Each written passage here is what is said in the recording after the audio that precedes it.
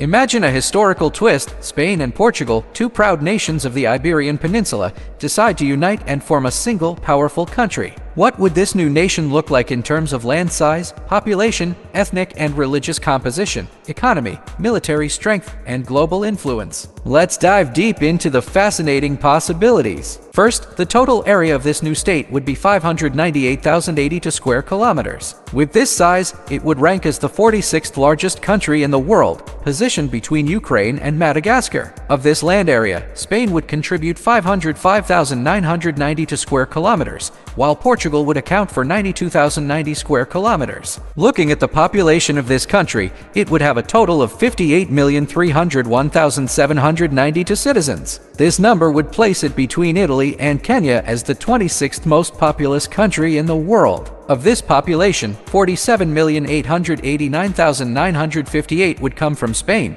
while 10,411,834 would come from Portugal. When examining the ethnic composition, Spaniards would make up the largest majority at 78%, followed by Portuguese at 17%. The remaining portion would consist of other Europeans and minority groups. Although the majority of the population would be ethnic Iberians, the unified nation would reflect centuries of migration, trade, and multicultural interactions, becoming one of the most vibrant societies in Europe. If we look at the religious landscape of this new state, the majority, 68%, would be Roman Catholic Christians. Atheists, representing those with no religious affiliation, would account for 24%, followed by Islam at 5%, Protestantism at 2%, and other faiths at 1%. While Catholicism would remain dominant, the high percentage of secular citizens highlights the modern, progressive social trends present in both countries. Turning to the 10 largest cities, they would be, in order, Madrid, Barcelona, Lisbon, Valencia, Seville, Zaragoza, Malaga, Porto, Murcia, and Mallorca. These cities would form a dynamic network of cultural, economic, and political hubs. Choosing the capital would be a sensitive but crucial decision. Madrid would most likely retain its title due to its vast size, political infrastructure, and historical significance. However, to honor the union, government offices and major institutions could be decentralized,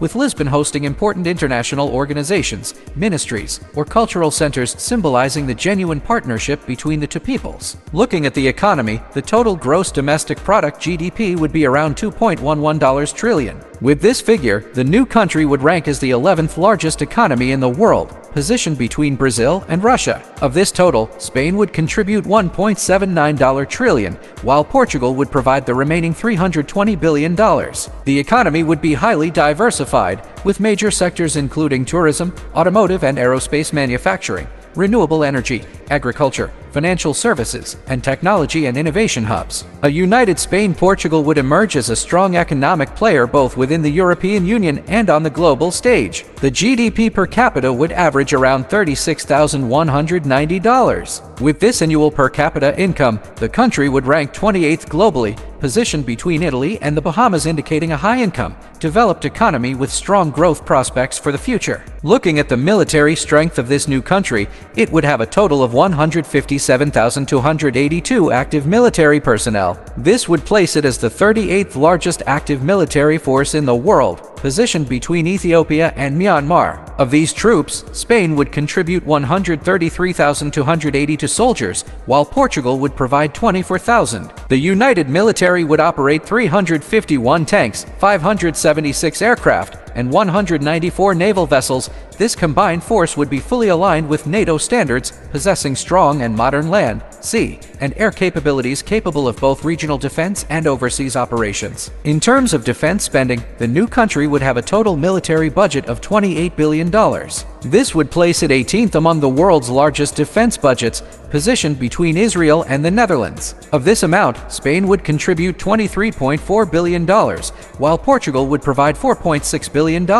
Neither Spain nor Portugal possesses nuclear weapons. Thus, even after unification, the new Iberian country would remain non-nuclear. However, given Spain's strong aerospace and technological capabilities, some speculate that if it chose to pursue a nuclear program under certain global conditions, it could develop such capabilities within a decade. Nonetheless, it is far more likely that the country would continue to rely on NATO's nuclear umbrella for strategic deterrence. A unified Spain and Portugal would create an economic giant, a cultural powerhouse, and a military force of considerable weight within Europe and the world. It would symbolize a fascinating blend of history, culture, and modern dynamism, offering an exciting vision of what a 21st century Iberian superstate could become.